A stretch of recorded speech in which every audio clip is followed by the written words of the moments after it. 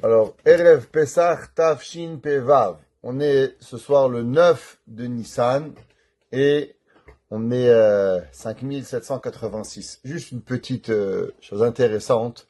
On est exactement pareil que en l'an 2448 de Yetziat Mitzrayim.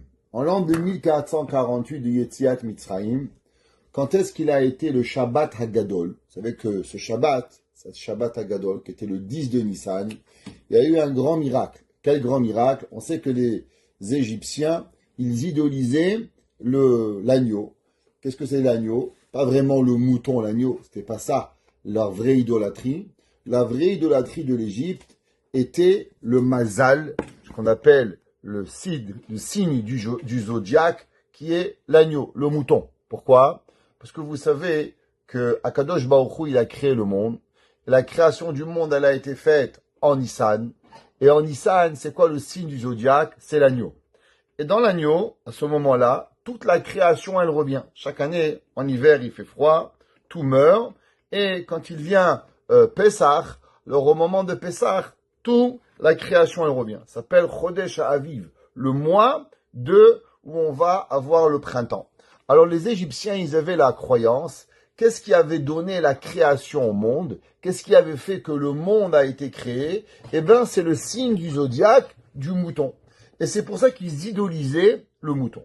Akadosh Baruch Hu avait donné une mitzvah très particulière, le Shabbat, qu'on appelle Shabbat Hagadol, de dire au peuple juif d'aller et de prendre et d'acheter un agneau. Les Égyptiens, ils demandaient aux Juifs, mais les Juifs, vous n'êtes pas idolâtres?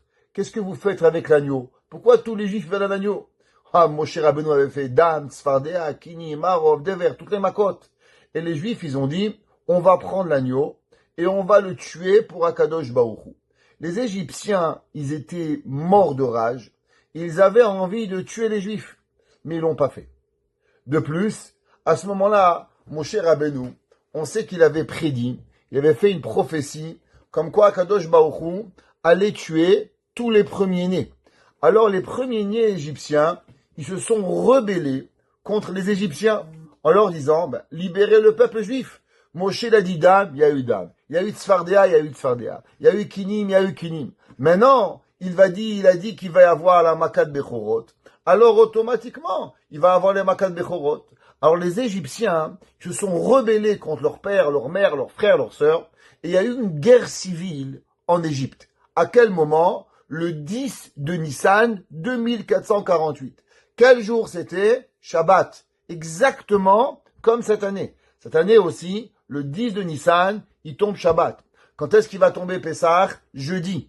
Exactement comme quand on est sorti d'Égypte. On est sorti d'Égypte le jeudi à midi. Toute l'histoire, elle revient. C'est pour ça que chaque année, on vous dit que la sortie d'Égypte, elle est à Nissan, un grand moment pour avoir la Géoula, mais cette année, encore plus grand. Vous savez que généralement, toutes les fêtes, elles sont jamais basées sur un jour de la semaine. Par exemple, Purim, on ne sait pas quand c'était Purim, on ne sait pas quand c'était Pessah. On Pessah, on sait, mais généralement, on dit 11 Nissan, 12 Nissan, 13 Nissan, 15 Nissan. Pourquoi Shabbat Hagadol, il a été basé sur le Shabbat? Il y a plusieurs raisons. La première raison à ça, elle est à cause que le jour du 10 de Nissan, il y a eu encore deux choses qui ne sont pas dans le calendrier. La première chose, vous savez que 40 ans plus tard, le peuple juif, il va passer le Jourdain. Et de la même façon que le peuple juif, quand il a passé la mer Rouge s'est ouverte. Pareil, quand Yahushua, il a passé le Yarden s'est ouvert. Quel jour c'était? Le jour où le Yarden, il s'est ouvert, le 10 de Nissan. Alors, pour pas mélanger les dates et savoir que nous, on fête le jour où le peuple juif, il a pris son courage pour se rebeller contre l'idolâtrie et pouvoir se rapprocher de Akadosh Baruch Hu. C'est pour ça que l'on fait Shabbat Hagadol, qu'on a relié ça à Shabbat Hagadol et pas au 10 de Nissan. Pareil, le 10 de Nissan, il s'est passé quelque chose de très important dans le peuple juif. Qu'est-ce qui s'est passé? Il s'est passé la mort de Myriam Hanevia. Myriam, la prophétesse, la sœur de Moshe Rabbeinu et de Aaron, Achot Aaron ou Moshe, elle aussi, elle est décédée le 10 de Nissan. C'est pour ça que le Shabbat Agadol, on ne le relie pas à la date du calendrier, mais plutôt à un jour de la semaine pour pouvoir avoir. Shabbat, il y a une très belle haftara qu'on va lire à la synagogue. Pourquoi il s'appelle Shabbat Agadol? Pour plusieurs raisons. La première raison, Shabbat Agadol, à cause, comme on vient d'expliquer, que le grand miracle est arrivé, qu'on a eu notre courage pour pouvoir affronter nos bourreaux, alors Shabbat Agadol. Deuxième, qu'on va lire la haftara, Iné, Anochi Sholeach Lachem et Elia Navi. On va dire dans la haftara, Yom Hagadol Ve'anora, et qui va venir ce grand jour qui est la venue de Mashiach. On lit la haftara à Shabbat Hagadol, et dans la haftara c'est marqué Yom Hagadol. C'est pour ça qu'elle s'appelle aussi haftara de Shabbat Hagadol. Maintenant, il faut savoir que à partir de déjà Purim, il y a quelques halachot qui rentrent en place. La première halakha qui rentre, c'est bien sûr Shabbat Hagadol, qui est qu'une personne a l'obligation d'aller écouter un cours de Torah. Parce que une des raisons pourquoi ça s'appelle Shabbat Hagadol, à cause que le rabbin, il fait pas un petit Dvar Torah, mais le rabbin, il fait un grand Dvar Torah. Il va devoir faire une grande shiur pour pouvoir expliquer toutes les halachot de Pessah. Et le peuple, les gens, les hommes, les femmes, ils doivent aller écouter. Le Rav parler, écouter la dracha de Shabbat Hagadol. C'est pour ça que Shabbat à la synagogue, il y a différentes coutumes. Quand est-ce que le rabbin il fait Shabbat Hagadol? Est-ce que le rabbin il parle Shabbat dans la prière ou le rabbin il parle Shabbat dans l'après-midi? Il y a différentes coutumes. Les séfarades, ils ont l'habitude que le rabbin il parle à la synagogue le matin. Les ashkenazim, ils ont plutôt l'habitude de venir écouter le Rav Shabbat après-midi. Il y a certaines coutumes que le rabbin, quand il parle à Haftara de la dracha de Shabbat Hagadol, il met un talit, même qui va parler en après-midi, mais par rapport à la grande dracha et à la grande chose que le rabbin il va parler, et qui est un moment important dans le calendrier juif, alors le rabbin il se met avec un talit.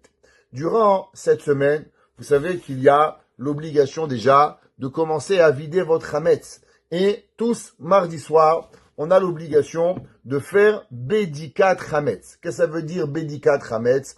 Alors il y a une discussion dans le Talmud entre deux grands commentateurs, Rashi et son petit-fils Ri. Qu'est-ce que c'est cette mitzvah? La Mishnah elle dit dans Masechet Pesachim, Or le Arba Asar Bodekim et Hametz. Le soir du 14 de Nissan, donc mardi soir, on doit vérifier le Hametz. Quelle est la raison pourquoi on doit vérifier le Hametz? Rashi, il est de l'opinion que la mitzvah de vérifier le Hametz, c'est une mitzvah de la Torah. Quelle mitzvah de la Torah? Une mitzvah pour s'assurer qu'il n'y a plus de pain ou de levain dans la maison, de façon à s'abstenir de pouvoir à transgresser deux halachot. Alors, pendant Pessah, il y a plusieurs interdits. Par exemple, vous savez que le lait et la viande ont aussi plusieurs interdits. Combien d'interdictions dans le lait et la viande? 3 interdits. Première interdiction, cuisiner le lait et la viande. Même si un homme, il n'a pas de bouche, il ne peut pas manger, il coud sa bouche, il n'a pas le droit de cuisiner le lait et la viande. Travailler chez McDonald's, c'est interdit, même si vous ne mangez pas. Deuxième chose, manger du lait et de la viande, si c'est cuit ensemble, interdit d'après la Torah. Troisième interdit, profiter. Un homme, il a un restaurant, il vend du lait et de la viande, il a des profits, c'est interdit. La Torah, elle a donné 3 interdits. L'otevachel gedi bachalavimo. Tu vas pas cuire le lait dans le lait de la mer, le chevreau dans le lait de la mer à 3 reprises. Pourquoi 3 reprises? Bishul, achila, anaa. Premièrement, cuire, profiter, manger, c'est interdit. Pareil, le chametz, il a plusieurs interdits. D'abord, il a une interdiction d'avoir chez soi, à sa maison, du chametz. Ou le chametz, si vous pouvez le voir, ou vous pouvez le trouver, vous transgressez 2 interdictions négatives. Lav, le bal yiraem ou bal yematzeh. Tu vas pas voir le chametz et tu vas pas trouver le chametz. Donc même si tu vas prendre le chametz et tu vas le cacher quelque part que tu le vois pas, quand même tu as interdit le chametz. Deuxième interdiction, au moment de mercredi à midi, il y a une mitzvah positive de brûler le chametz. Ach bayom arishon tashbitu seor mibatechem. Un homme, il a l'obligation de brûler le chametz. Il y a une discussion dans les commentateurs, à savoir, est-ce que si un homme, il n'a pas de chametz, exemple, un jeune homme, il achète, il mange, il n'a pas de réserve, est-ce que la veille de Pessah, il a l'obligation de brûler le chametz ou non? Si tu as du chametz, tu brûles, mais si tu as pas de chametz, il n'y a pas une mitzvah de brûler. Il y a un de nos grands commentateurs, qui s'appelle le Minchat Chinuch. Le Minchat Chinuch, il ramène cette discussion, à savoir, est-ce que si un homme il n'a pas de chametz, est-ce qu'il va être obligé d'aller acheter du chametz pour pouvoir accomplir la mitzvah de brûler le chametz? Principalement, c'est une discussion entre Rashi et Tosfot. Rashi dit qu'il n'y a pas d'obligation d'avoir du chametz et de brûler. Tosfot, il est de l'opinion qu'un homme, il doit avoir du chametz et il doit alors s'assurer d'en avoir au moins un petit bout pour pouvoir brûler le chametz. Il va y avoir une conséquence à cette discussion. Par exemple, à ceux qui vont brûler le chametz mercredi matin, hommes ou femmes, qui vont aller aux endroits prédestinés pour aller brûler le chametz. Amenez vos enfants. Et on a la coutume d'amener avec nous le loulav et de le brûler. Pourquoi? Parce que du fait qu'on va faire une mitzvah, alors on rajoute une autre mitzvah, on connecte Sukkot et Pesach avec tout. Au moment où vous allez brûler le chametz, vous savez que vous dites le fameux passage de Bitoul. C'est quoi Bitoul? Anéantissement du chametz. Kol chamira ve chamira. À quel moment il faut le dire? Il faut pas le dire tout de suite. Vous mettez le chametz et vous le dites. Non, vous allez attendre. Pourquoi? Parce que de faire la mitzvah de brûler le chametz, il faut que ça prenne du temps. Au moins 3-4 minutes que le chametz y brûle. Après que le chametz il a brûlé, vous dites le kol chamira, parce que sinon, vous n'allez pas accomplir la mitzvah de détruire le chametz. Rashi pense, comme on a dit, qu'il n'y a pas de mitzvah de brûler le chametz, il y a une mitzvah de pas en avoir. Maintenant, il y a une mitzvah de pas avoir du chametz, pas en voir, pas en trouver. Si vous en avez, de le brûler.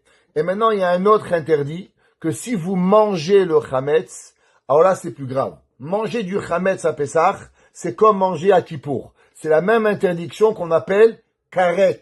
Karet, c'est le retranchement du peuple juif. Et pareil, il est aussi interdit d'avoir aucun profit du chametz. C'est pour ça que quand vous allez vendre votre chametz au rabbin que vous allez choisir, que vous allez vendre votre chametz, il y a beaucoup de choses que les gens ne savent pas. Par exemple, vous avez des investissements. Un homme, il a investi 10 000 dollars dans un fonds de pension. Maintenant, les fonds de pension québécois, où est-ce qu'ils investissent? Ils investissent dans plein de compagnies. IGA, Maxi, Metro, toutes ces compagnies. Mais toutes ces compagnies, qu'est-ce qu'elles ont? Elles ont aussi du chametz. Et donc maintenant, si vos actions, elles vont faire des profits pendant Pessah, eh ben vous transgressez l'interdiction de ne pas profiter pendant Pessah. C'est pour ça que dans la vente du chametz du rabbin que vous allez faire, vous allez marquer votre bouteille de whisky, vous allez marquer vos pâtes, et vous allez marquer aussi, j'ai un fonds de pension, j'ai un REER qui vaut 1000, 2000, 10 000, c'est pas important combien il vaut, vous devez le vendre. Sinon, malheureusement, ce fonds de pension, il va transgresser pour vous et vous allez avoir des problèmes. Après Pessah, vous aurez transgressé des interdits énormes chaque seconde durant Pessah. Alors maintenant, Rashi dit que la Bédikat Chametz, c'est pour s'assurer de ne pas avoir du Chametz. On cherche dans toute la maison et de façon à ce que demain, on va pouvoir brûler le Chametz. Rashi, Tosfot, il dit, non, c'est pas possible, parce que sinon, ça aurait été une mitzvah de brûler le Chametz et pas une mitzvah de chercher le Chametz. De plus, que dans le Talmud, il y a plusieurs parties du Talmud qui ont l'air de dire que la mitzvah de Bédika de Chametz, elle n'est pas une mitzvah toranique, elle est une mitzvah rabbinique. Alors il y a une discussion. Rashi dit que chercher le Chametz mardi soir, c'est une mitzvah toranique. Tosfot y pense que c'est une mitzvah rabbinique. Pourquoi on doit chercher le Chametz? Tosfot, il est de l'opinion qu'on doit chercher le Chametz et on doit enlever le Chametz à cause que de peur qu'on va laisser du Chametz sur une table, sur un endroit, et pendant Pessah, qu'est-ce qu'on risque de faire? On risque de le manger. Alors, de peur qu'on va arriver à manger du Chametz pendant Pessah, alors on nous demande d'enlever tout le Chametz de la maison, de façon à ce qu'on n'arrive pas à manger du chametz pendant Pessah.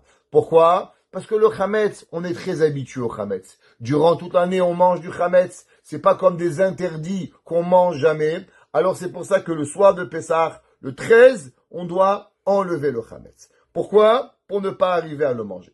Après que vous avez fait l'abdika, vous devez faire le bitoul. Le bitoul va se faire à 2 reprises. La première fois, on va faire le bitoul le soir et on répétera le bitoul le lendemain matin. Vous savez que généralement, toutes les mitzvot que vous faites, elles sont précédées d'une bracha.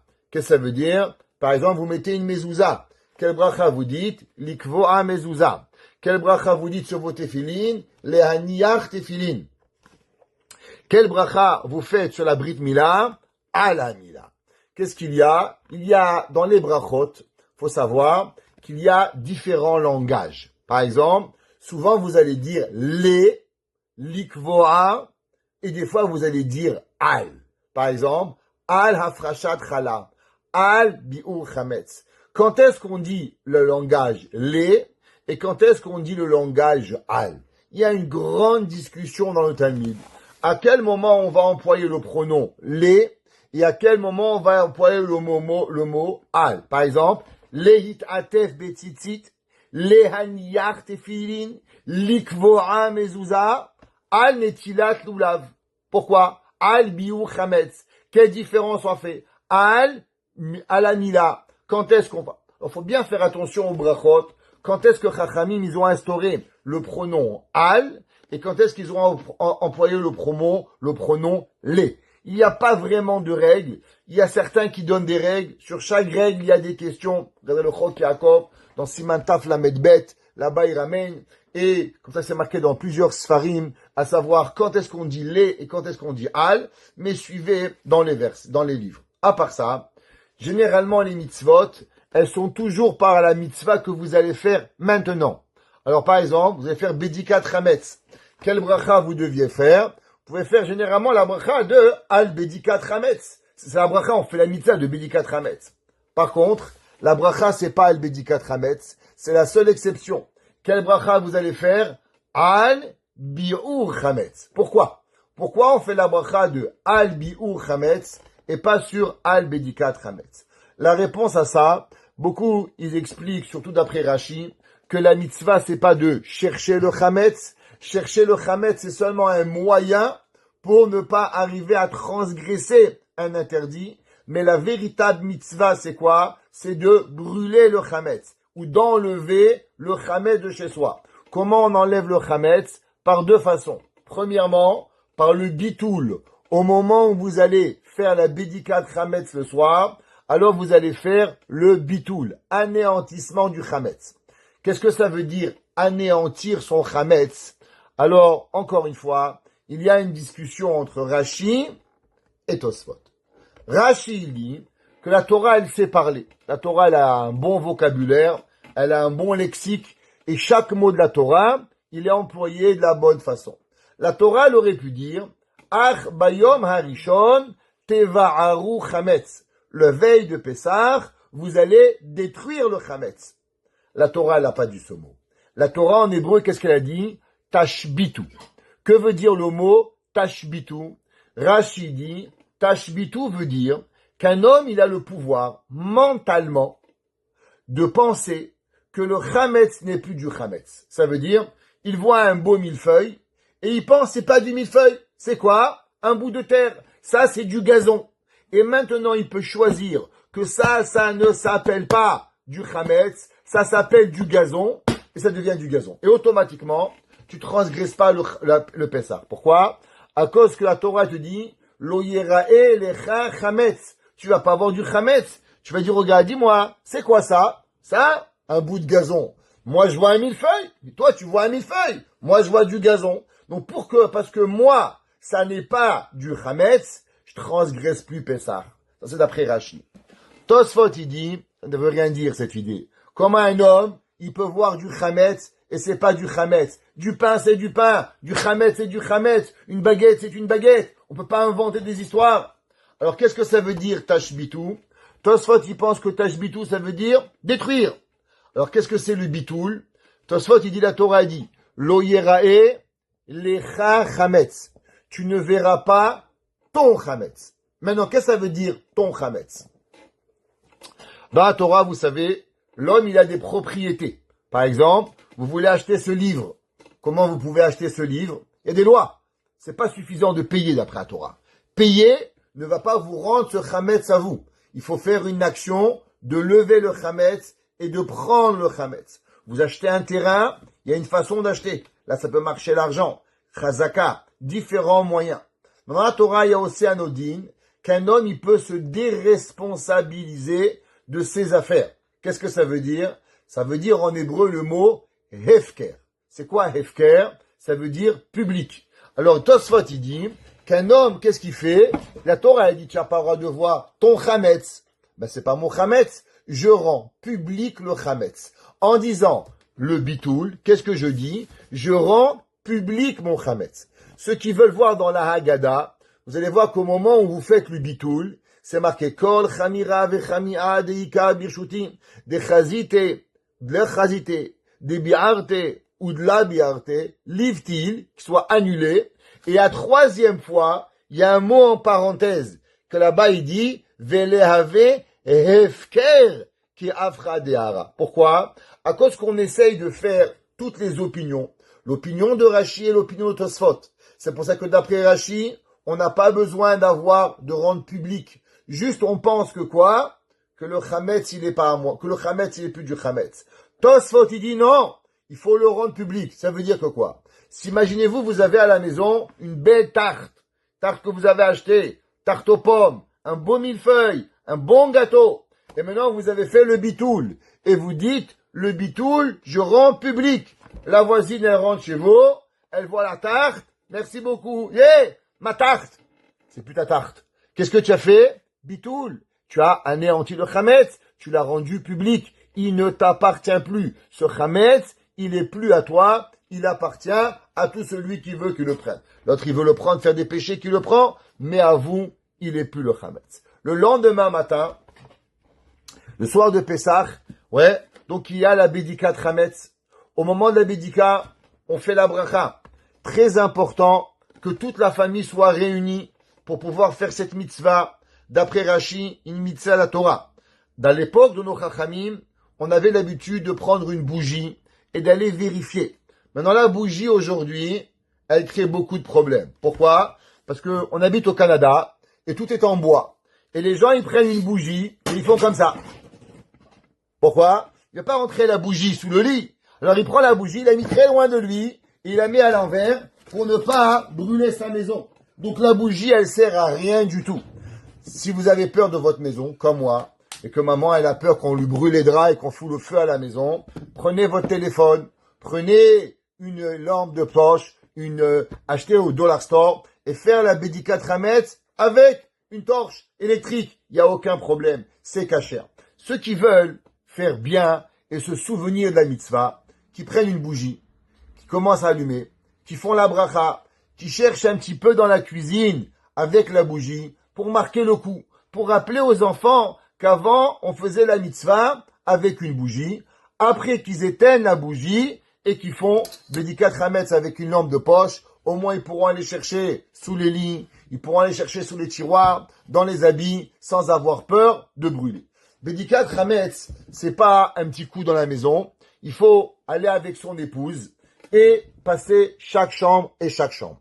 Avant ça, on a une coutume. C'est une coutume, c'est pas une halakha. C'est vraiment une coutume qui est rapportée dans les Rishonim, que on a l'habitude de cacher 10 bouts de pain. Pourquoi 10 bouts de pain? Pourquoi pas 5? D'après la halakha, en vérité, il n'y avait pas le chiffre 10. C'était marqué de cacher quelques bouts de pain, à cause que les mamans, elles font tellement un grand ménage, et un bon ménage, qu'on est certain qu'on va rien trouver. Et comme on est certain qu'on va rien trouver, alors la bracha qu'on a fait, on a peur qu'elle va être en vaine. Alors automatiquement, on cache des bouts de pain pour pouvoir retrouver quelque chose et que la bracha elle soit pas en vain. Quand est-ce qu'il est venu le chiffre 10? Le chiffre 10, il est venu beaucoup plus tard dans l'histoire, à l'époque de la Kabbalah. Vous savez, on a déjà appris dans ces cours qu'il y a les 10 sphères. Maintenant, de la même façon qu'il y a les 10 sphères positives, il y a les 10 sphères négatives. Le Yetzer Hara, il est comparé à quoi? Il est comparé au Chametz. Pourquoi il est comparé au Chametz, le Yetzer Hara? Parce que le Yetzer Hara, il adore vous dire une seule chose. Vous savez qu'est-ce qu'il vous dit le Yetzer Hara tous les jours? Demain. Quand tu dis Yetzer Hara, il te dit, tiens, j'ai envie d'aller mettre des téfines. Demain. J'ai envie de faire Shabbat. La semaine prochaine. J'ai envie de faire demain. À l'inverse, la matzah, elle représente le Yetzer Hatov. Pourquoi? Parce que le Yetzer Hatov, tout de suite. La matzah, ça va vite. Vite faire la matzah. Le Chametz, ça prend du temps. Ça avance. Alors le matzah, elle représente Yetzer Hatov. Et le Chametz, il représente Yetzer Hara. Pareil, le Yetzer Hara, il est gros. Il représente l'orgueil. La matzah, elle est fine. Elle représente l'humilité. Alors, quand on brûle et on cherche les 10 morceaux de pain, alors on va, comme si, rechercher les 10 sphères négatives et on va les brûler. C'est pour ça qu'on a la coutume d'avoir 10 bouts de pain. Maintenant, ces 10 bouts de pain-là, madame, quand elle va les poser, elle va les écrire. Salle de bain, au-dessus du placard. Chambre de David, sous le placard. Chambre de papa, à côté des chaussettes. Pourquoi? Parce qu'on va pas chercher toute la nuit. Après, on va pas savoir où ils sont. Et vous devez aller tourner toute la nuit jusqu'à les retrouver maintenant. Alors, pour ne pas passer, on les écrit. Après, comment on fait l'abdikat Hametz? On arrive avec sa torche et on commence. Et on dit à sa femme, est-ce que tu as vérifié dans l'armoire? Oui, j'ai vérifié. On cherche un petit peu. Est-ce que tu as vérifié dans mes pantalons? Non, j'ai pas vérifié. Alors, on rentre la main dans le pantalon, dans le manteau. Est-ce qu'on n'a pas oublié un bonbon? Est-ce qu'on n'a pas quelque chose? Et après, on va de chambre en chambre et on demande à sa femme, est-ce que tu as vérifié là-bas? Est-ce que tu as nettoyé là-bas? En parlant et on demande. Et on fait attention à demander, est-ce que tu as vérifié là-bas? Regardez sous les chauffages. Sous les chauffages, souvent, il y a des bonbons, il y a des gâteaux, dans les jouets. Est-ce que tu as vérifié les jouets? Et avec son épouse, en même temps qu'elle nous suit, on parle et on s'assure qu'on a bien vérifié. Elle peut dire non, ça j'ai pas vérifié, mais on va la vendre, on va la couvrir. Alors tout de suite, on prend un drap, on le couvre, on met ici, vendu pour Hametz. Par exemple, on arrive au garage, et dans le garage, on demande est-ce que tu as vérifié? Non, j'ai pas vérifié tes outils. Top, amène-moi un sac poubelle. On amène un sac poubelle, on amène du scotch, on scotche les outils, on écrit dessus Hametz, vendu. Comme ça, on sait qu'est-ce qu'il y a. Et on communique. Je sais que c'est difficile de communiquer avec votre épouse. Ça crée des problèmes de shalom bayit de la communication. Mais c'est aussi la façon de pouvoir avancer. Hametz shalom, c'est une blague. Alors on communique et on avance. Et on fait chambre par chambre, lit par lit, armoire par armoire, en demandant qu'est-ce que tu as fait? Est-ce que tu l'as bien fait? Tu veux que je regarde? Ah, tiens, j'ai oublié. Les brosses à dents, qui sont Hametz, toutes les brosses à dents, faut les changer. Il n'y a pas de brosses à dents qui sont cachères. Pourquoi? Parce que vous vous brossez les dents. Alors, généralement, on les garde et on se brosse juste avant Pessah et après, on les met à la poubelle et on achète des nouvelles. Vous savez que d'après le docteur, il faut les changer tous les 3 mois. Pas une fois par année, hein. C'est tous les 3 mois qu'il faut les changer. Mais si vous n'avez pas changé depuis l'année dernière, c'est le bon moment d'aller changer vos brosses à dents une fois par an, au moins la veille de Pessah. Pareil, quand vous arrivez dans les médicaments, est-ce qu'il n'y a pas des produits Hametz, des produits Avino? Tous les produits Avino sont faits à base d'avoine, ils sont Hametz Gamour, faut les enlever. Vous avez des décorations à la maison. Par exemple, vous avez des petits gerbes de blé pour décorer, c'est Hametz Gamour. Faites attention, il y a des graines de blé à l'intérieur. Donc regardez votre maison. Et chaque chose, arrêtez-vous. Demandez qu'est-ce que c'est. Quand on a fini tout ça, on compte les 10 bouts de pain qu'on a récupérés, on les prend dans un sac, on les ferme, et après on se met tous ensemble, et on dit le Kol Chamira, et on comprend. On le dit en hébreu, et si on comprend pas l'hébreu, on le dit en français, de façon à pouvoir le faire. Maintenant, qu'est-ce qui se passe pour une personne qui est à l'hôtel? Par exemple, il y a des gens qui vont partir lundi, et ils vont arriver dans un hôtel, ou bien ils vont arriver dans un Airbnb, ils vont arriver quelque part où ils vont passer la fête de Pessah. Eh ben, d'abord 2 choses. Qu'est-ce qu'on fait avec la maison où on est parti? Est-ce qu'on doit vérifier Montréal ou on ne doit pas vérifier Montréal? Pour ça, il y a différentes halakhot et vous allez entendre différentes versions. Tout dépend d'abord quand est-ce que vous allez prendre possession de votre chambre d'hôtel, de votre maison, et quand est-ce que vous partez de votre maison. Alors, venez, on va aller étape par étape. Si quelqu'un, il va partir avant Pessah et il revient pendant Pessah. Par exemple, il part maintenant, il va aller chez son fils ou sa fille à l'écoute, et il va revenir pendant les mi-fêtes. Alors il est obligé d'abord de nettoyer sa maison à Montréal, parce qu'il va revenir pendant Pessah. Et il doit vérifier la Bédikat Hametz avant de partir. Maintenant, s'il part pas, il fait pas la Bédikat Hametz le 13 au soir, donc mardi soir, s'il va la faire lundi ou dimanche, il fait pas la bracha et il cache pas les bouts de pain. La bracha se fait seulement mardi soir. Si on vérifie un autre moment que mardi soir, on fait pas de bracha et on ne cache pas les bouts de pain. Donc maintenant, on va dire il part dimanche. Il vérifie la maison, il s'assure qu'il n'y a rien, il ferme les placards, il a fermé les frigidaires, il a assuré que tout est caché à l'Épessard. Top. Il va à l'écoute, chez son fils, sa fille, à New York, à LA, où vous voulez, à Paris. Son fils, sa fille, font Bédikat Hametz, il répond Amen, et Baruch Hashem, c'est fini. Quand il revient, la maison, elle est cachère, psatko. Maintenant, si quelqu'un revient pas à la maison, et là, il y a encore deux options. Option numéro 1, qui part mercredi matin. S'il part mercredi matin, le soir, mardi, alors il a l'obligation de faire Bédikat Hametz. S'il veut pas nettoyer toute la maison, il va vendre toute la maison chez un rabbin qui sait ce qu'il fait. Et je vais ouvrir une parenthèse. Il y a des gens, ils comprennent pas ce que c'est Bédikat Hametz. Et il y a des rabbins qui comprennent pas. L'année dernière, il y a un rabbin de Côte-Saint-Luc. Il m'a appelé après qu'on avait déjà brûlé le Hametz. Et il m'a dit, Rabbi, je lui dis oui, ma communauté m'a donné les feuilles de Hametz. J'en fais quoi avec? Je n'ai pas compris. Quoi, tu en fais quoi avec? Il m'a dit oui, j'ai 100 feuilles de Hametz, mais à qui je les donne? Je dis, mais quoi, tu sais pas faire la vente de Hametz? Ben, ce monsieur a pris des feuilles de Hametz, il a pris l'argent de tout le monde. Ouais, croyez-moi. Mais il savait pas quoi faire avec la vente de Hametz. Il s'est retrouvé avec du Hametz, des gens. Il est venu à la maison.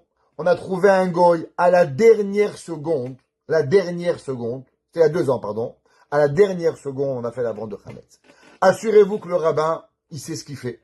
Assurez-vous que vous vendez bien votre Hametz, parce que sinon, vous pouvez vous trouver avec du trouble. Maintenant, je ferme la parenthèse.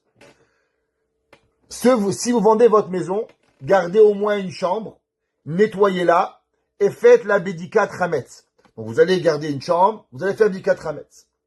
Vous arrivez mercredi à l'hôtel. Vous arrivez dans n'importe quel hôtel. L'hôtel, quand vous allez arriver, avant de rentrer dans la chambre d'hôtel, vous devez faire Bédikat Hametz dans votre chambre. Pourquoi? Parce que vous comprenez qu'il n'y a pas de Bédikat Hametz qui a été fait. La nuit d'avant, il y avait un monsieur Goy, qui lui a mangé du Hametz. Dans la chambre, il peut avoir des whisky, dans les frigidaires, il peut avoir à manger, et vous devez faire Bédikat Hametz. Encore une fois, Bédikat Hametz, sans bracha et sans cacher les morceaux. Moi, Rabbin Krimizi, j'ai été à Los Angeles, à San Diego, la veille de Pessah. Et la veille de Pessah, j'ai eu ma chambre, il y a aujourd'hui 21 ans de ça. 22 ans, plutôt. Et j'ai dit au monsieur, attends monsieur, avant de signer, je vais faire Bédikat Hametz. Il m'a dit, la chambre, elle est propre. Attends, je rentre dans la chambre, je vérifie. Sous le lit, un paquet de gâteaux. Dans le frigidaire, 2 bouteilles de whisky. Si j'avais signé la chambre, tout ça m'appartient. Je transgresse les interdits de la Torah. Avant de signer, quand vous rentrez dans la chambre, qu'est-ce que vous faites? Vous faites Bédikat Hametz. Si vous pouvez pas, par exemple, si vous allez dans un Airbnb, exemple, et que le Airbnb ne vous laisse pas rentrer avant d'avoir signé. Donc vous avez déjà signé la chambre depuis une semaine. Avant de rentrer, quand vous allez arriver le moment interdit de Hametz, vous dites comme ça. S'il y a du Hametz dans la maison, je ne veux pas être en possession. Je veux pas le Hametz. Exemple, imaginez-vous que l'hôtesse ou l'hôte de la maison, très gentil, il vous a laissé dans la maison des gâteaux, des bonbons pour vous faire plaisir. Quand vous prenez possession de la maison, eh ben les bonbons, les gâteaux, ils deviennent à vous et vous transgressez les interdits.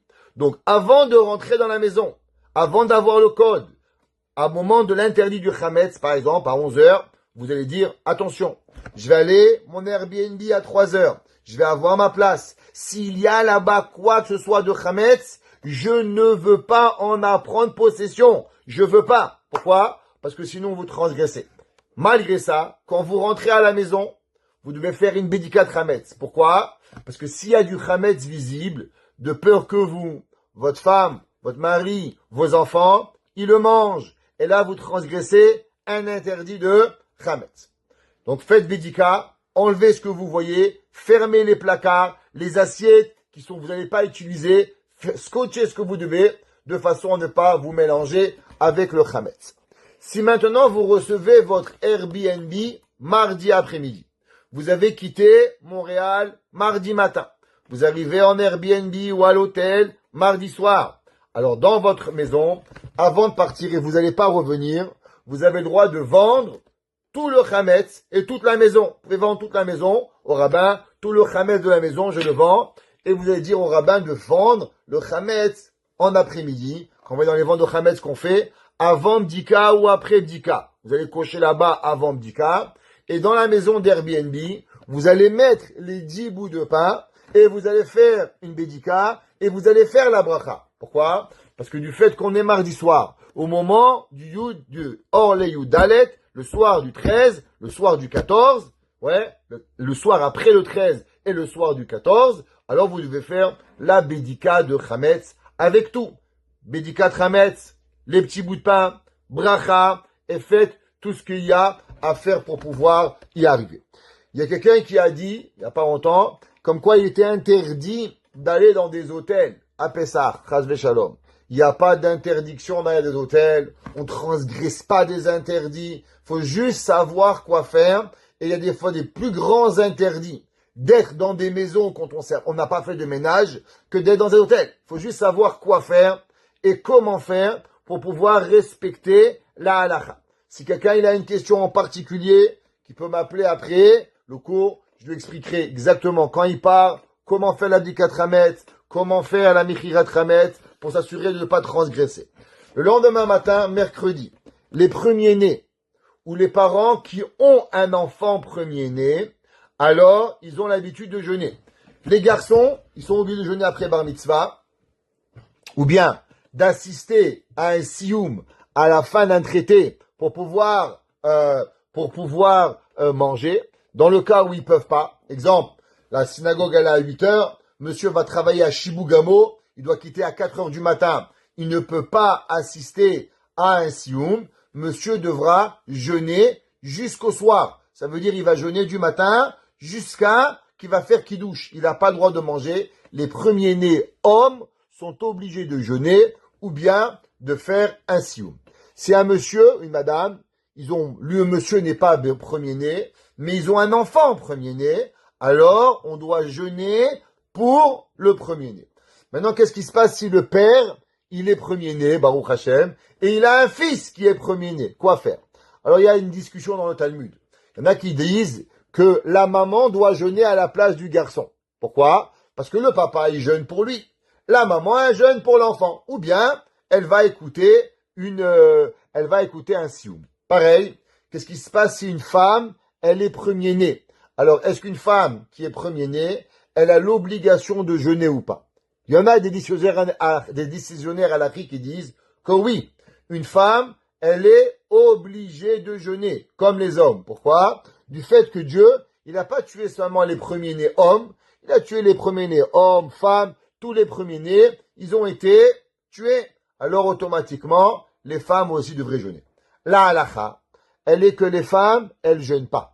Les femmes n'ont pas l'obligation de jeûner que les hommes. Maintenant, il y a une coutume qui est chez certains que la maman, la femme, si elle est premier-née, elle s'abstient de manger jusqu'à que son mari revienne à la synagogue et qu'il lui amène un morceau du sioum. C'est une coutume. C'est pas halakha. C'est comme ça en Tunisie, entre autres. Moi, je me rappelle, ma grand-mère, elle était vieille, elle avait 90 ans, et la veille de Pessah, elle mangeait pas. Elle attendait que mon père y revienne et qu'il lui amène un petit morceau du la mitzvah, et avec ça, elle commençait sa journée à pouvoir manger. Elle disait, moi aussi, je suis Bechora, et c'est comme ça qu'elle avait la coutume. C'est pas halakha, c'est des coutumes.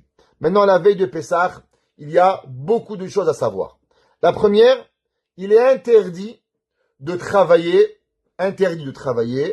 après Chatzot. C'est quoi Chatzot?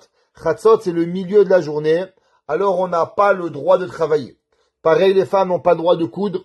Pareil, les femmes n'ont pas le droit, et les hommes, de se couper les cheveux. Pareil, les femmes ne peuvent plus laver du linge. Toutes les interdictions qui sont dans Chol HaMoed, elles s'appliquent à la veille de Pessah après Chatzot. Oh, mesdames, lavez vos linges, repassez votre linge, faites vos coutures, tout ce que vous avez à faire avant Chatzot. Après Chatzot, il est Yom Tov, Chol HaMoed. Pourquoi?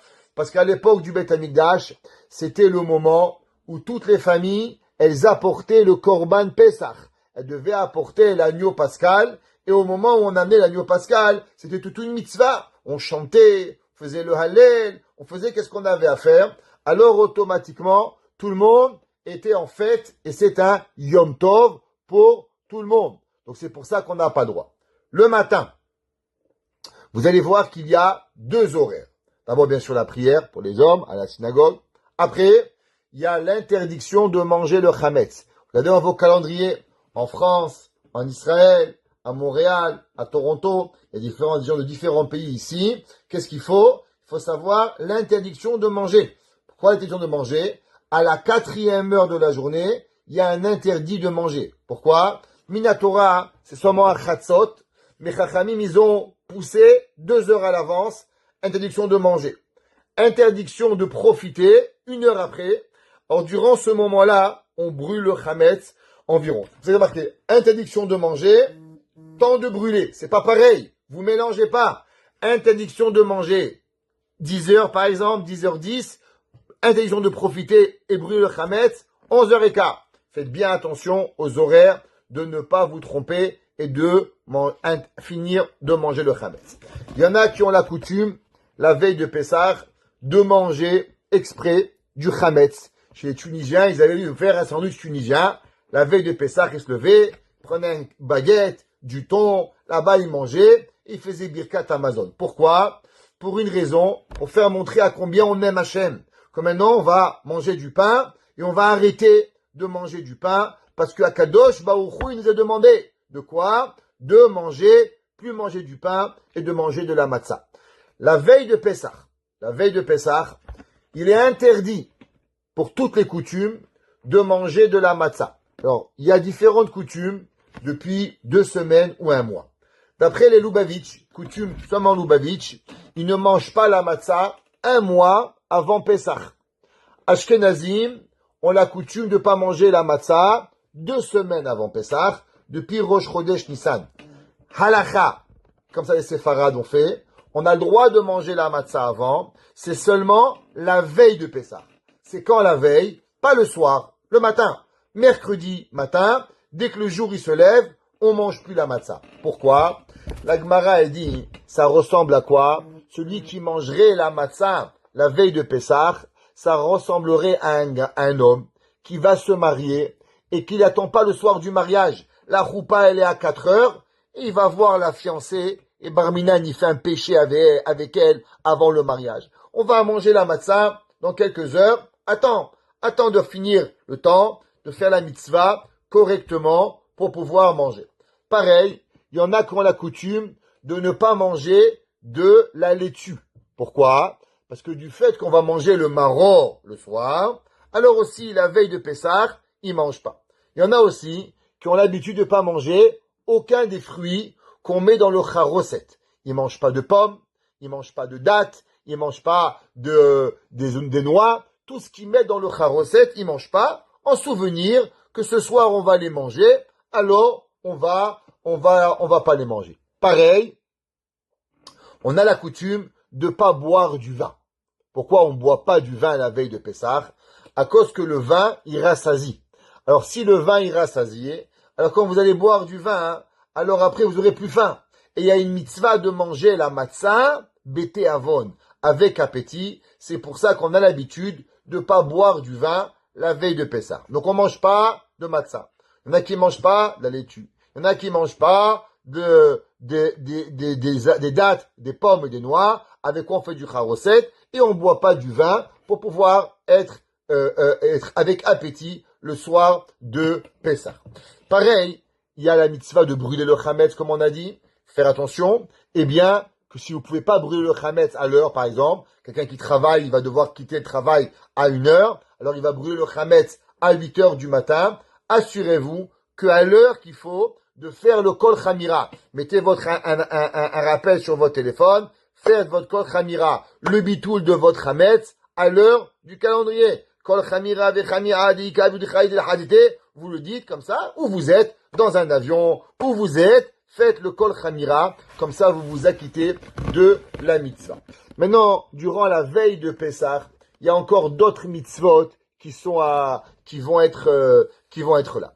D'abord, la première mitzvah qui doit être là, c'est bien sûr de manger un petit peu.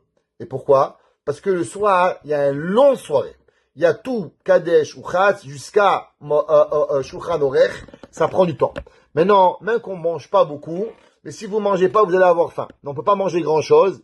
Alors, on a la coutume de manger des patates et des œufs avec des cornichons. On fait une salade à mayonnaise. Bon appétit. C'est comme ça que les séfarades, ils ont l'habitude de manger.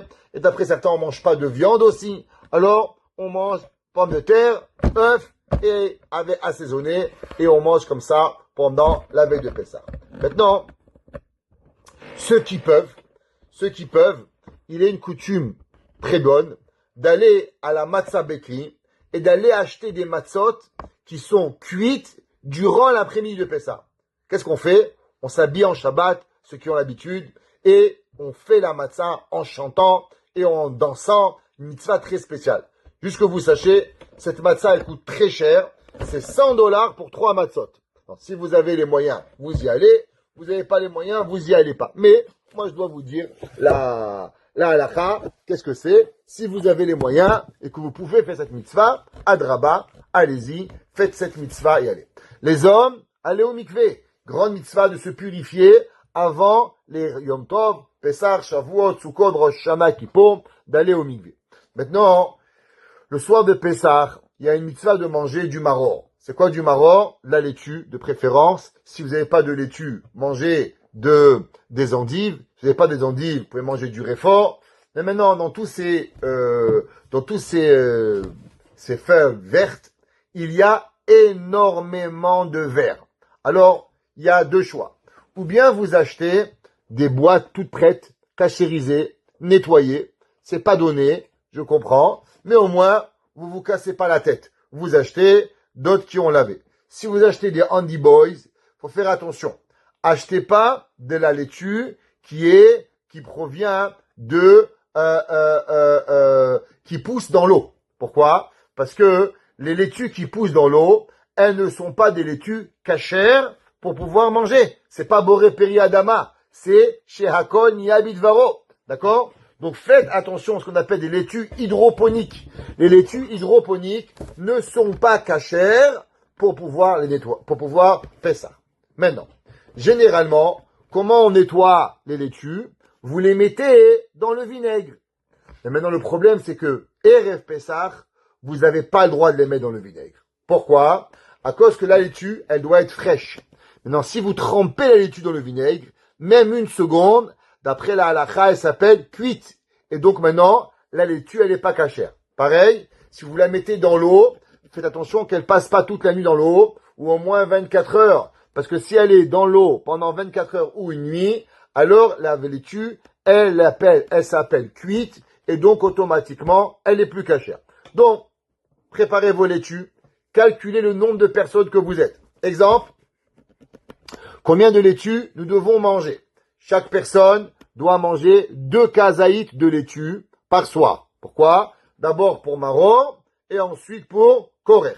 Donc combien c'est la laitue? La laitue, c'est le kazaït. On doit manger normalement 28 grammes de laitue. Donc 28 grammes fois 2, 56 grammes. Si vous êtes 10 personnes à la maison, alors combien vous allez devoir préparer? 560 grammes de laitue pour un soir. Pour 2 soirs, vous devez avoir 1,1 kg de laitue.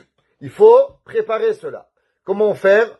Assurez-vous d'en avoir assez pour tout le monde. Le mieux à faire, c'est préparer la laitue, acheter une balance, peser 28 grammes de laitue, Mettez-les dans des sacs en plastique. Et je vous donne un petit conseil. Mettez-les dans un sopalin. Préparez un sopalin. Fermez le sopalin. Mettez au frigidaire. Elle reste très fraîche. Comme ça, vous mettez paquet par paquet. Vous avez par exemple 10 invités. Préparez 40 paquets. 20 pour le premier soir. 20 pour le deuxième soir. Chacun, vous lui mettez le paquet. C'est déjà vérifié. C'est déjà pesé. Et il va le faire. Ça prend du temps. Et il faut vraiment pouvoir le faire. Pareil pour les kazetim. Les kazaïs de matzah, on a l'habitude de manger 28 grammes. C'est une mitzvah de la Torah. Vous savez que la matzah à Pessah, elle est une mitzvah de la Torah. Le maror, c'est des rabbanan. Mais la matzah, c'est de la Torah. Alors, pesez la matzah de façon à ce qu'il y a 28 grammes dans un sac et vous donnez à chacun. Le Baal Habayit, celui qui va faire le motzi, lui doit pas manger un kazaït, lui doit manger 2 kazaït. Pourquoi 2 kazaït? Motzi, matzah. Il est obligé de manger 2. Les autres, c'est préférable de manger 2, mais si c'est pas possible, manger 1. Préférable de manger 2 kazaït, 56 grammes de matzah. C'est beaucoup. Alors c'est pour ça, faites attention, pesez. Si les femmes, elles n'arrivent pas à manger, donnez-leur au moins un kazaït, 28 grammes, de les manger. Chaque fois que vous devez manger matzah, maror, korer, il faut savoir que ça doit être mangé. Il y a une bracha à faire avant de manger. À l'achilat matzah, à l'achilat maror. Et aussi, il faut pas oublier qu'il y a l'obligation, quand vous mangez, de manger dans un temps. Qu'est-ce que c'est le temps? Alors, il y a ce qu'on appelle kedé achilat pras. Le temps de manger. Le temps, il y a une très grande discussion. Ça va vraiment très grand entre les décisionnaires halachiques. Ça va de 2 minutes à 8 minutes. Donc, ceux qui veulent être très mahmir, de manger en moins que 2 minutes. Ceux qui peuvent pas, ils ont pas de dents, c'est fatigant. Qu'est-ce qu'ils mangent? Ils peuvent manger. L'essentiel, c'est de pas s'arrêter. On mange et on ne s'arrête pas. C'est pas le moment de parler. On raconte pas des blagues. On s'intéresse pas. On va et on mange le kazaï de matzah. Pareil, on a parlé de la Bédikat Hametz. Vous savez que la Bédikat Hametz, au moment où on fait la Bédikat Hametz, comme dans chaque mitzvah, on a dit qu'on fait la bracha. Vous avez fait la bracha. Et maintenant le téléphone, il a sonné. Et vous avez dit, ah oui, papa, ça va. 2 minutes, je te rappelle, je fais Bédikat Hametz. Vous devez refaire la bracha. Pourquoi? Vous avez fait une bracha, levatala. Vous avez parlé avant de commencer. Et maintenant, qu'est-ce qui se passe si vous avez fait la bracha? Commencez à chercher. Papa, il appelle. Maman, elle appelle. Pas important qui. Vous décrochez le téléphone. Si vous avez commencé la bracha, alors la bracha, elle s'est appliquée et vous pouvez continuer. Pareil, si quelqu'un, il a oublié la Bédikat Hametz. Qu'est-ce qui s'est passé? Quelqu'un, il a oublié la Bédikat Hametz et au milieu, il se rappelle. Eh ben, il peut refaire et faire la bracha tant et aussi longtemps qu'il n'a pas fait, il n'a pas fini la Bédikat Hametz. Pareil dans la matzah. Qu'est-ce qui se passe? Quelqu'un, il a fait. Qu'est-ce qu'on va faire avec la matzot? Les matzot, on va faire 2 brachot. D'abord, la bracha de Hamotzi lechem min haaretz et la bracha de Achilat matzah. Qu'est-ce qui se passe si quelqu'un, il a oublié la bracha de Achilat matzah? Tant qu'il n'a pas fini le kazaït, il peut encore faire la bracha de Al-Achilat matzah pour pouvoir y arriver. Un petit secret. Pour pouvoir passer un seder comme la halacha, achetez-vous une agada, à vous. Prenez, durant Shabbat maintenant, il y a encore du temps.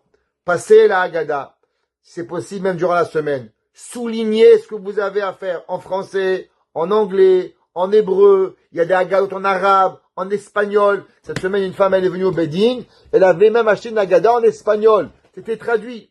Prenez, soulignez, quoi faire, quand faire. Si vous vous préparez pas, vous allez arriver à avoir des problèmes pour pouvoir le faire. Donc, on a préparé la matzah, on a préparé le maror, on prépare aussi le charoset, la veille de Pessah, et on doit préparer l'eau salée. L'eau salée doit être préparée avant la fête. Ça, d'après beaucoup des décisionnaires halachiques, c'est pas très permis de préparer l'eau salée pendant Pessah. N'allez pas l'acheter à $5 de l'eau salée qu'ils vendent, c'est du vol. De l'eau, c'est gratuit, et un peu de sel, c'est aussi gratuit. N'allez pas acheter l'eau salée, c'est de l'argent perdu à la fenêtre. Achetez, préparez de l'eau et du sel dans un verre et gardez-la. Maintenant, si vous allez et vous pensez oublier l'eau salée pour le deuxième soir, je vais expliquer.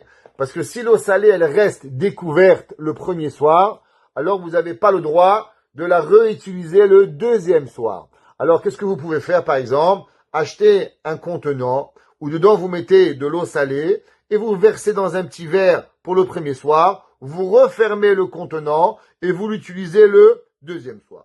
Il y en a qui ont une coutume de pas mettre de l'eau salée et de mettre du vinaigre. D'après la halakha, c'est mieux de mettre de l'eau salée. Pourquoi de l'eau salée c'est préférable? À cause que ça rappelle les pleurs du peuple juif. Du fait que pendant des centaines d'années, on était en Égypte, 210 ans, et on a été frappé, martyrisé. Alors les juifs y pleuraient. Pour se rappeler des larmes, alors on le met. Dans le plateau du Seder, vous allez voir qu'il n'y a pas la place pour l'eau salée.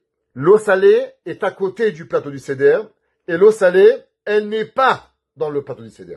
Donc faites bien attention de ne pas mettre l'eau salée sur le plateau du Seder. Pareil la matzah, il y a une discussion entre les décisionnaires halachiques. Où est-ce qu'elle se trouve la matzah? Est-ce que la matzah elle se trouve sur le plateau ou la matzah elle se trouve sous le plateau?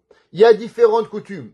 Il y en a qui la mettent dessus et il y en a qui la mettent dessous. Dépend des plateaux et dépend des coutumes. Si vous voyez qu'il y en a qui la mettent dessus, ils ont le droit. S'il y en a qui la mettent en dessous, aussi ils ont le droit, chacun. Durant la veille de Pessah, mercredi, il faut que le plateau du Seder, il soit entièrement préparé. Il faut que tout soit prêt. La table doit être mise, doit être dressée, les verres, les bouteilles de vin, les jus de raisin que vous voulez, tout doit être préparé. De façon à ce que quand les hommes reviennent de la synagogue, ou bien les femmes, quand on revient à la synagogue, c'est pas qui c'est qui va, qui c'est qui va pas. Il y a des femmes qui vont aux synagogues, il y a des femmes qui vont pas aux synagogues, c'est pas important. Mais au moment où la synagogue est finie, que chacun connaisse sa place et qu'on puisse commencer le Seder. Pourquoi? À cause qu'il y a, durant le Pessah, plein de mitzvot. Et une des mitzvahs les plus importantes, c'est la mitzvah que les parents, principalement le papa, et plus que la maman, vehigadeta le bincha. Il y a des mitzvot aux femmes. Allumer les bougies, la mitzvah des femmes. La mitzvah d'Ahagada, c'est la mitzvah du mari. Maintenant, dans la mitzvah de allumage des bougies mercredi soir. Vous savez que les femmes, vous devez allumer les nérods de Shabbat, et vous devez aussi allumer les nérods de Yom Tov. Vous allez dire les hadlik ner shel Yom Tov. Maintenant, est-ce que vous allez faire la bracha de Shehecheyanu ou pas? Il y a différentes coutumes. Il y en a qui ont la coutume de faire la bracha de Shehecheyanu. Quand les femmes elles vont allumer les bougies, elles vont dire les hadlik ner shel Yom Tov, et après, elles font Shehecheyanu. La halakha, c'est préférable de pas faire Shehecheyanu. Pourquoi? Parce que comme on va refaire Shehecheyanu au Kiddush, et que durant la Haggadah, les femmes et les hommes sont égaux. Tout le monde doit boire 4 verres de vin. Je sais, mesdames, que vous êtes fatiguées. Je sais que vous avez nettoyé. Je sais que vous allez cuisiner des heures entières. Mais une chose, je vais vous dire. La cuisine, le ménage, le repassage, tout ça, c'est bien. Mais ne perdez pas la mitzvah la plus importante, le soir du Pessah, à aller dormir. Il y a beaucoup de femmes, elles se poussent, et quand il arrive le Seder, je suis fatigué, je vais dormir. Alors à quoi ça sert que tu as fait Pessah? T'as cuisiné des heures, t'as nettoyé, et tu fais même pas les mitzvot. Les mitzvot du Seder sont égaux. Hommes et femmes. Femmes et hommes. Je sais que vous aimez pas être féministe, mais là, on vous donne le droit d'être féministe, et soyez égaux. Vous avez les mêmes mitzvot. 4 verres de vin, les matzot, le maror, le korer, le charoset, tout doit être fait égal et de rester. À part ça, les femmes elles vont dire, mais nous on n'a pas la mitzvah d'éduquer nos enfants. La plus importante mitzvah qu'une femme elle a le soir de Pessah, c'est de rester avec son mari au Seder. La plus grande chose qu'elle peut éduquer ses enfants, c'est qu'on reste à table jusqu'à la dernière minute.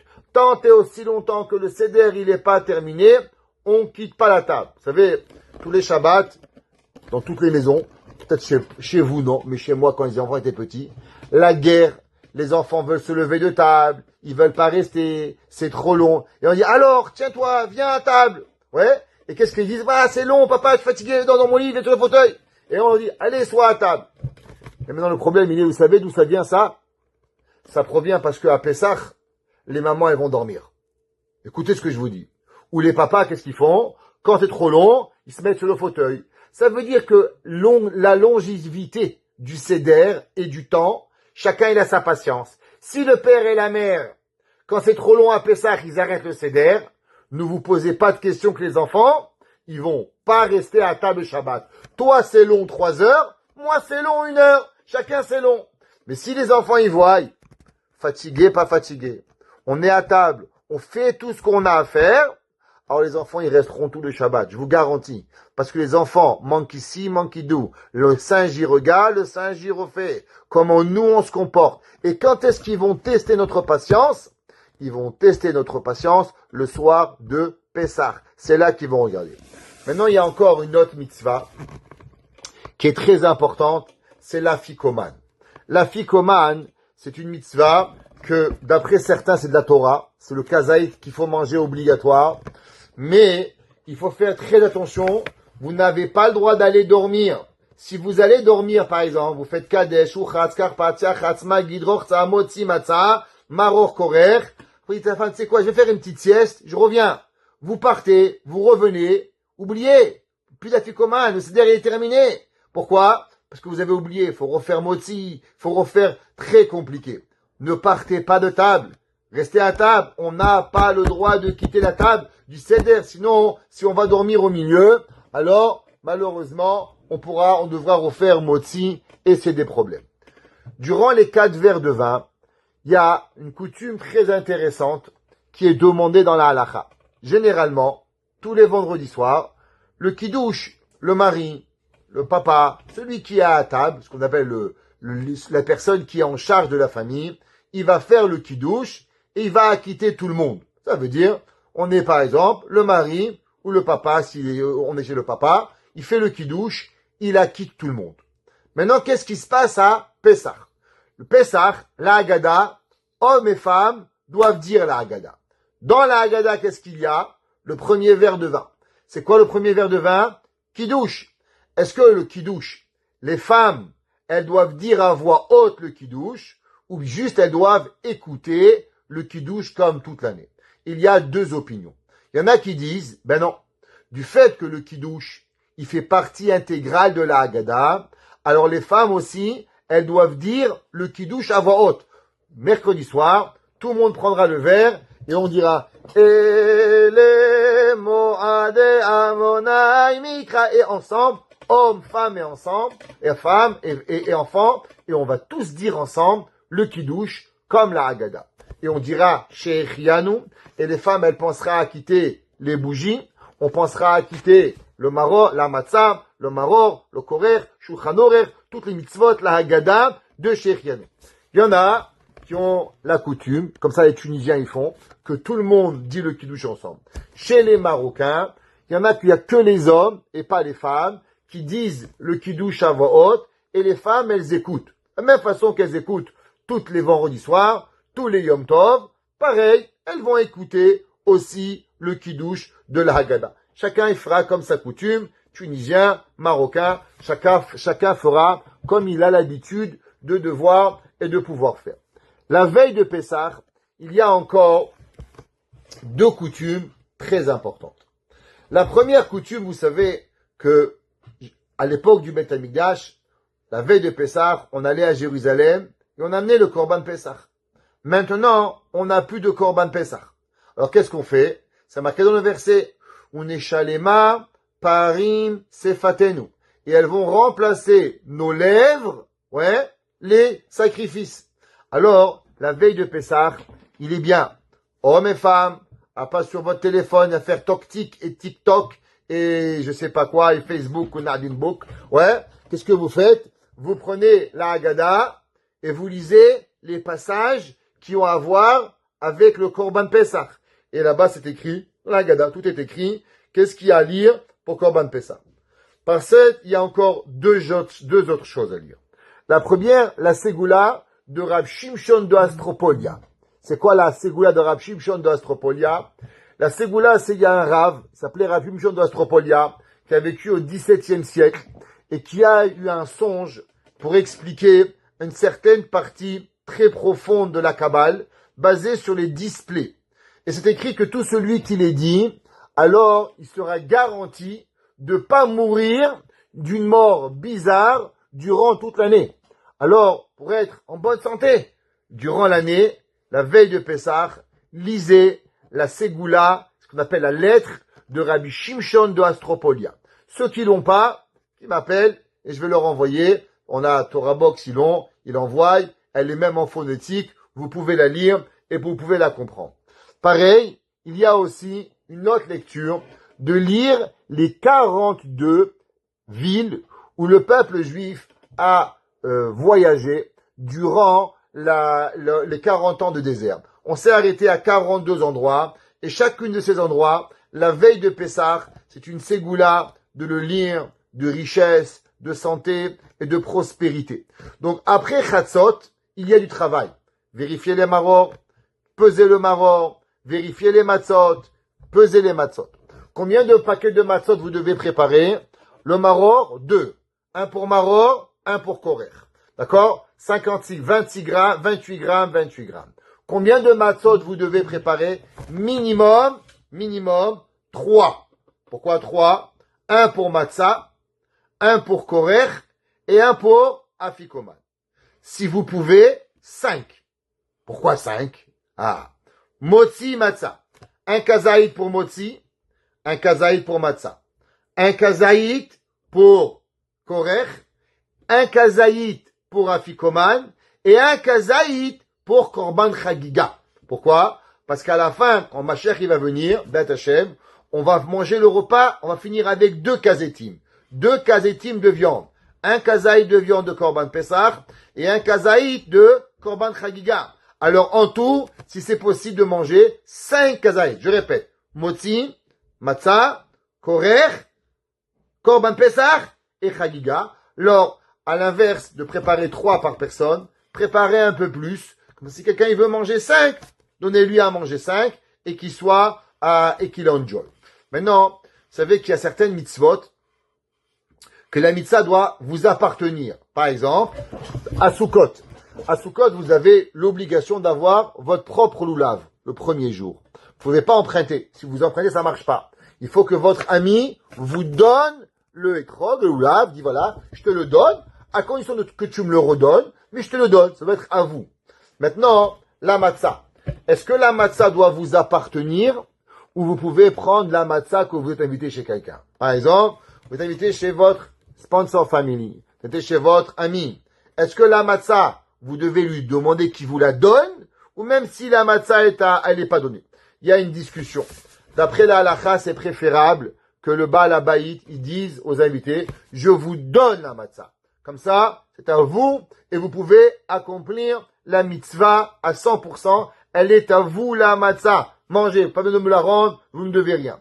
Il y en a qui ont l'habitude d'amener leur propre matzot quand ils sont chez les gens pour pouvoir s'assurer de manger la matzah. Maintenant, si vous êtes chez des gens qui sont pas très érudits, ils connaissent pas, ils vous ont rien dit, vous pouvez quand même manger la matzah. On est quand même acquitté de la matzah et on n'est pas, c'est pas me'akev à 100% de pouvoir arriver à pouvoir le faire. Dans l'Écosse de Kiddush, on a 4 verres de vin qu'il faut faire. Il faut faire attention pendant le repas à pas trop boire parce que sinon vous allez être sourd et vous n'allez pas finir les verres. Chaque verre, c'est pas goûter le verre. Il faut boire au moins la majorité de 86 millilitres. Ok? Alors, c'est 3,2 onces, je crois, en onces, 3 onces, je crois, ou 2,9 ou 3,2, je me rappelle plus. Combien, je connais pas trop les onces, moi. Ouais, si quelqu'un peut écrire et qui peut vérifier, qui peut l'envoyer, comme ça on le revérifie. Je me trompe pas, c'est 2,9 onces, je crois, qu'on doit boire. Vous devez boire la majorité du Révi'it, la majorité de 86 millilitres à chaque fois. Le 4e, voilà, Madame Koyat, elle me dit que j'ai raison, 2,9, merci Madame Koyat. Alors, dans le 4e verre, on a l'habitude de finir tout le vers. Pourquoi? Mishum chivuv mitzvah. Pour l'amour de la mitzvah, alors on finit le 4e vers au complet, mais que c'est très difficile, mais c'est là le 4e vers qu'on a l'habitude de terminer. N'oubliez pas, à la fin du 4e vers, de faire halagefen, parce que là vous avez rebu le 3e et le 4e vers après le Birkat Hamazon, alors n'oubliez pas. Si vous êtes 3 hommes à la maison et vous devez faire le zimoun, qui c'est qui va faire le zimoun? Le soir de Pessah, c'est la seule fois où le Baal Habayit, le propriétaire de la maison, il donne la mitzvah à personne. C'est lui qui fait le zimoun. Même qui a son père, même qui a son beau-père, même qui a son rabbin. Il fera la mitzvah de zimoun. Pourquoi? Du fait qu'il a dit au début du Seder, Kol dirfin yete veyechol, qu'il a dit tout celui qui veut, qui vienne manger. Alors c'est marqué dans le Parag Gemara, Tov ayin hu yevorach. Celui qui a un bon œil, c'est lui qui fait la bracha. Celui qui vous a invité, le soir de Pessah, c'est le Baal Habayit qui fera le zimoun pour pouvoir arriver à s'assurer qu'on a fait toutes les mitzvot correctement pour pouvoir le faire. On terminera avec une petite pensée durant le Seder. Durant le Seder de Pessah, il faut savoir qu'il n'y a pas un moment de plus grande proximité avec Dieu que le soir de Pessah. C'est marqué dans le Zohar. Le Zohar, il dit que Akadosh Baruch Hu, il descend sur terre avec tous les anges, et de la même façon que c'est marqué dans la Haggadah, au moment où il y a eu Makat Bechorot, il y a eu la plaie des premiers-nés. Qu'est-ce que c'est marqué? Akadosh Baruch Hu, il a dit, Ani velo malach, moi et pas un ange. Ani velo saraf, Ani velo acher, c'est moi Akadosh Baruch Hu qui est descendu sur terre pour punir les Égyptiens et pour pouvoir faire détruire les idolâtries. Chaque année, Akadosh Baruch Hu, il redescend sur terre et il va écouter qu'est-ce que Yaakov, qu'est-ce que Yitzhak, qu'est-ce que Sarah, qu'est-ce que Yona, qu'est-ce que Israël, qu'est-ce que Meir, qu'est-ce que Shlomo, qu'est-ce qu'on dit durant la Haggadah. Akadosh Baruch Hu, il vient. Mishnah Bura, il dit que les gens, ils pensent que Pessah, c'est le moment où on fait des blagues, on s'amuse. C'est bien. Il faut être Bessimcha. Mais Bessimcha avec une sérénité profonde. Pourquoi? À cause que c'est le moment où Akadosh Baruch Hu, même qu'Akadosh Baruch Hu, on pourrait penser que Dieu, on est plus proche de Dieu le jour de Kippour. Mais vous savez que le jour de Kippour, c'est servir Dieu avec crainte. Le jour de Pessah, c'est servir Dieu avec amour. Maintenant, tous vous allez me dire, Kvod Harav. Vous savez, à Kippour, on s'est préparé pendant 40 jours. On a fait les slichot, chatanu lefanecha, et on a fait les vidouilles des dizaines de fois. Comment on peut être aussi proche à Pessah que à Kippour? À Kippour, on s'est préparé. À Pessah, on s'est pas préparé. La réponse, vous avez raison. Et qu'est-ce que ça veut dire le mot Pessah? Le mot Pessah veut dire sauter. Eh bien, vous avez raison. Vous savez comment on arrive à la proximité avec Akadosh Baruch Hu, avec une tellement grande proximité, sans préparation? Eh bien, on y arrive à cause qu'Akadosh Baruch Hu, il nous fait sauter. Hachem, il nous prend depuis l'endroit le plus bas que l'on est et nous amène à l'endroit le plus haut que le peuple juif, il peut arriver. C'est marqué dans Jonathan ben Uziel. Il écrit dans la Torah, dans Parashat Mishpatim. Et il dit que vous savez, le premier agneau pascal, le peuple juif ne l'a pas mangé en Égypte, mais Dieu a pris le peuple juif, les a amenés en Israël, ils ont apporté le Korban Pessah, mangé le Korban Pessah en Israël, et il les a ramenés en Égypte. Comment on a pu voyager? Eh bien, on a sauté.